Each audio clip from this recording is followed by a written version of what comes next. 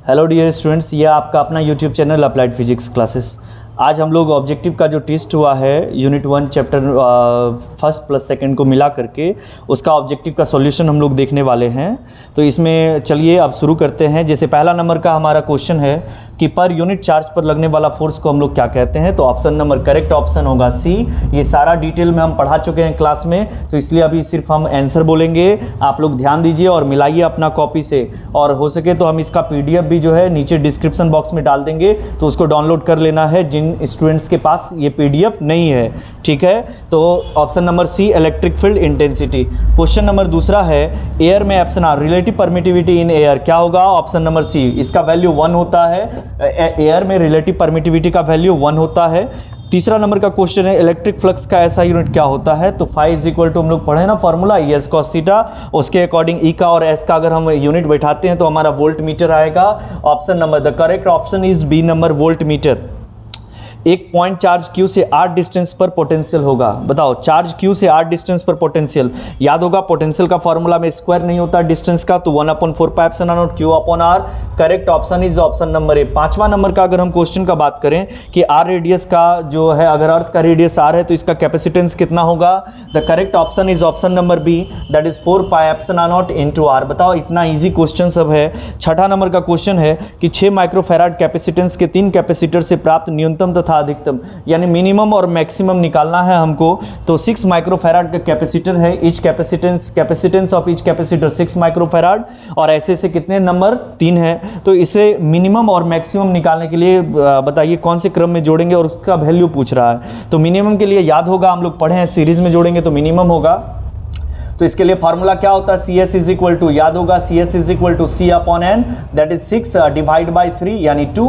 तो मिनिमम हो जाएगा हमारा 2 माइक्रोफैराड, और मैक्सिमम कितना हो जाएगा, तो याद होगा पैरेलल का CP का फार्मूला, C पैरेलल में जोड़ेंगे तो मैक्सिमम होगा, तो N इंटू C यानी 3 इंटू 6 दैट इज 18, यानी 2 और 18। ऑप्शन नंबर C जो है इसका करेक्ट ऑप्शन होगा। सातवां क्वेश्चन का अगर हम बात करें कि पोटेंशियल ग्रेडियंट जो है ये किसके इक्वल है, तो इसके लिए करेक्ट ऑप्शन हमारा बी नंबर रहेगा, dV upon dx, that is option number B. अगर इसमें माइनस dV अपॉन dx रहता तो हम उस ऑप्शन को ऑप्ट करते, उसको टिक करते।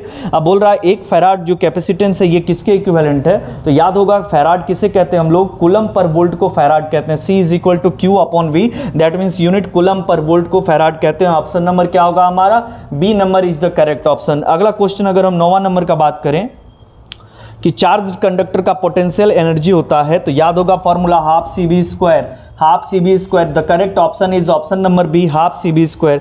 नेक्स्ट क्वेश्चन है, यदि एक समान कैपेसिटेंस वाले n कैपेसिटर को फर्स्टली हम लोग पैरेलल में जोड़ रहे हैं और फिर सीरीज में जोड़ रहे हैं, तो बोल रहा है उसका इक्विवेलेंट कैपेसिटेंस का रेशियो हमको बोल रहा है। तो पहले हम लोग पैरेलल में जोड़ रहे हैं, तो पैरेलल का फॉर्मूला क्या होता है, CP is equal to, parallel का formula CP is equal to N into C, और सीरीज का formula CS is equal to C upon N। तो दोनों को डिवाइड कर दीजिए, दैट मीन CP अपॉन क्या, CS is equal to N into C divide by C by N। तो ये रहा N into C into N upon C, C cancel हो जाएगा, तो N स्क्वायर डिवाइड बाई कुछ नहीं तो 1। तो बताओ CP अनुपात CS बराबर क्या हो जाएगा, N square is to 1। Therefore correct option is option number C। Option number C इसका करेक्ट ऑप्शन होगा। नेक्स्ट है गॉस लॉ के अनुसार निम्न में से कौन सा पॉइंट जो है सही है, कौन ऑप्शन सही है हमारा।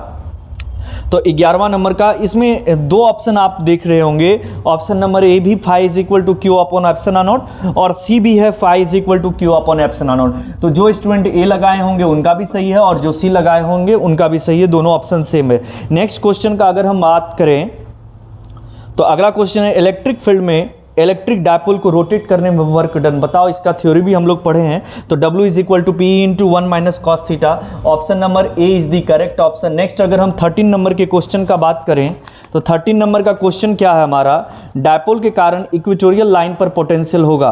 तो बताओ, इक्वेटोरियल लाइन पर पोटेंशियल हम लोग प्रूफ किए हैं क्लास में, 0 होता है। तो option number C is the correct option.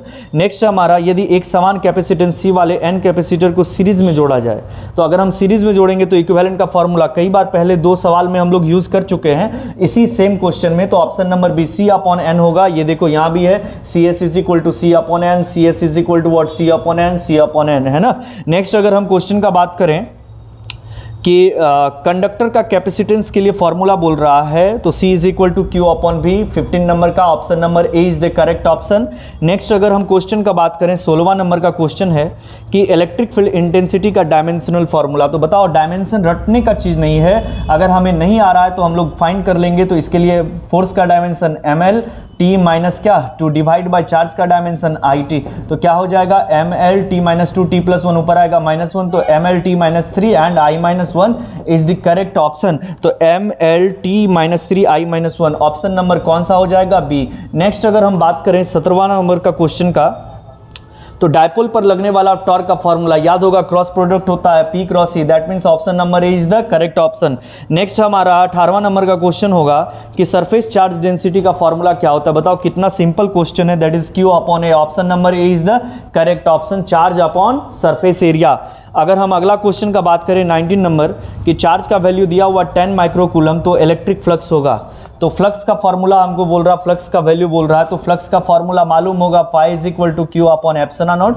तो ये Q upon epsilon naught, Q का वैल्यू कितना हमारा 10 microcoulomb, that means 10 into 10 to the power -6, क्या माइक्रो का वैल्यू -6 डिवाइड बाय, देखो एप्सिलॉन नॉट का वैल्यू यहाँ से पुट करना इसमें, तब बनेगा हमारा सवाल कि 1/4 pi epsilon naught is equal to 9 into 10 to the power 9, therefore epsilon naught is equal to कितना हो जाएगा 1/4 pi into 9 into 10 to the power 9। क्या आ रहा समझ में? तो ये वैल्यू अगर आप पुट करेंगे तो आपका सही आंसर आ जाएगा, ये है option number A is the correct option.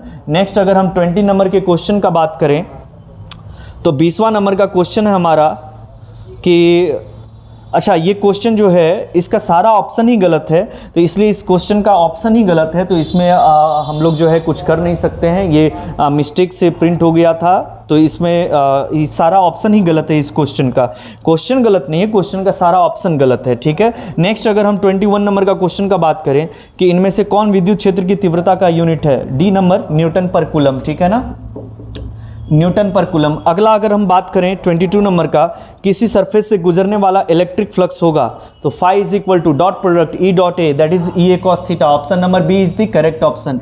Next अगर हम 23 नंबर का बात करें क्वेश्चन का कि किसी माध्यम की रिलेटिव परमिटिविटी होती है, that is epsilon upon epsilon not. Option number A is the correct option. 24 number का अगर हम क्वेश्चन का बात करें तो 50 माइक्रोकूलम ये माइक्रोफैराड कैपेसिटेंस वाले एक कैपेसिटर को 10 वोल्ट पोटेंशियल तक आवेशित करने में ऊर्जा, तो एनर्जी का फार्मूला यहाँ पर हम लोग हाफ CV² यूज़ कर लेंगे।